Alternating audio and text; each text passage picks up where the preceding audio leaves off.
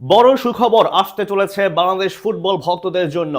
বিশ্ব মঞ্চে নিজেদের আরও একবার চেনানোর দারুণ সুযোগ আসতে যাচ্ছে হামজা চৌধুরী, জামাল ভুঁইয়াদের কাছে। বাফুফের এক সিদ্ধান্তে পৌঁছে যেতে পারে নতুন টুর্নামেন্টে, যেটি খেলতে পারলে উন্নতি হবে র্যাঙ্কিংয়ে।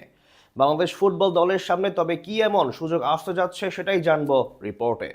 সামনে সাফ টুর্নামেন্ট, যেখানে বর্তমানে অন্যতম হট ফেভারিট টিম বাংলাদেশ। সাফ জিততে পারলেই দীর্ঘ 2 যুগ পর কোনো ট্রফি জয়ের স্বাদ পাবে বাংলাদেশ। তবে তার আগে আরও এক সুযোগ আসছে হামজা চৌধুরী, সমিত সোমদের কাছে। এশিয়ান মঞ্চে নিজেদের আরও এক ধাপ এগিয়ে নিতে খুলে যেতে পারে বড় মঞ্চের দরজা।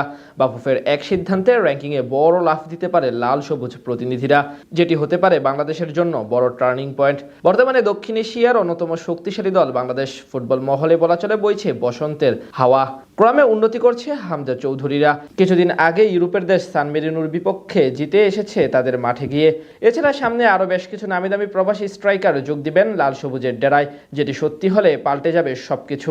এর মাঝে বাংলাদেশের সামনে আসছে নতুন এক টুর্নামেন্টে প্রতিদ্বন্দ্বিতা করার। প্রথমবারের মতো মাঠে গড়াতে যাচ্ছে ফিফা আসিয়ান কাপ, যেখানে অংশ নিবে এশিয়ার বেশ কয়েকটি শীর্ষ দেশ। বিশেষ করে দক্ষিণ পূর্ব এশিয়ার দেশগুলোর ফুটবলকে বিশ্বমঞ্চে তুলে ধরতে এবং দলগুলোর আন্তর্জাতিক র্যাঙ্কিং বাড়াতে স্বয়ং ফিফা সভাপতি এই টুর্নামেন্টের মূল কারিগর।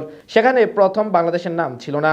দক্ষিণ এশিয়ার থেকে ভারতের থাকার কথা থাকলেও নতুন করে তৈরি হয়েছে অনিশ্চয়তা, যেটি সুযোগ হয়ে দাঁড়াতে পারে বাংলাদেশের জন্য।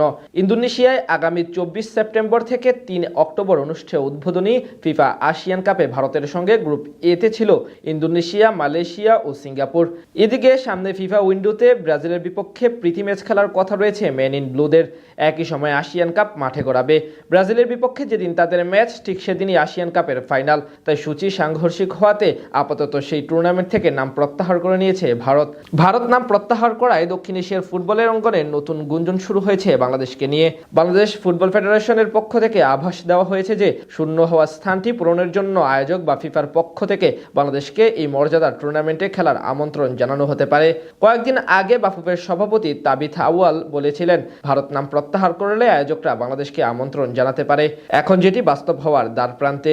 বাংলাদেশের জন্য এই টুর্নামেন্টটি হতে পারে বিশেষ গুরুত্বপূর্ণ, কারণ দক্ষিণ এশিয়ার গণ্ডি পেরিয়ে গোটা এশিয়ার নিজেদের অস্তিত্ব জানান দেওয়ার জন্য এই টুর্নামেন্ট হতে পারে অত্যন্ত বড় মঞ্চ।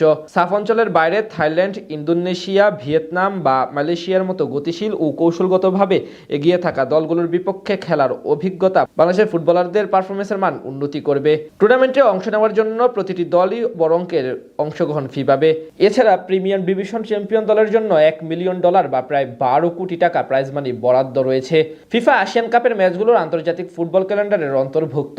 থাইল্যান্ড বা ভিয়েতনামের মতো উচ্চ র্যাঙ্কিংয়ের দলের বিপক্ষে বাংলাদেশ যদি ড্র বা জয় তুলে নিতে পারে, তাহলে ফিফা র্যাঙ্কিংয়ে বাংলাদেশ এক ধাক্কায় অনেক ধাপ এগিয়ে যাওয়ার সুযোগ পাবে।